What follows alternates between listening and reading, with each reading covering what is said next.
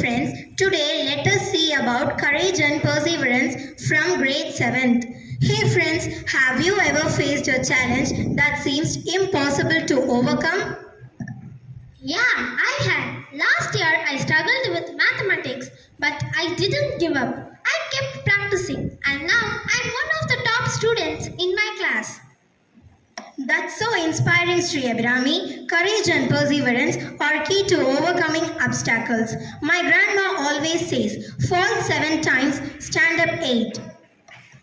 I love that quote. It reminds me when I learning to ride a bike. I fell so many times, but I did not give up. Now I can ride confidently.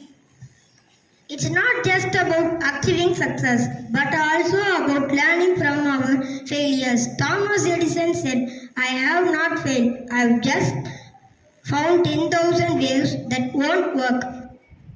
Wow, that's such a great perspective. Courage and perseverance are essential for growth and learning. We should remind ourselves to stay brave and keep going, even when things get tough. Absolutely. We are all in this together and we can support each other through challenges. Let's make a pact to be courageous and persevere, no matter what obstacles come our way.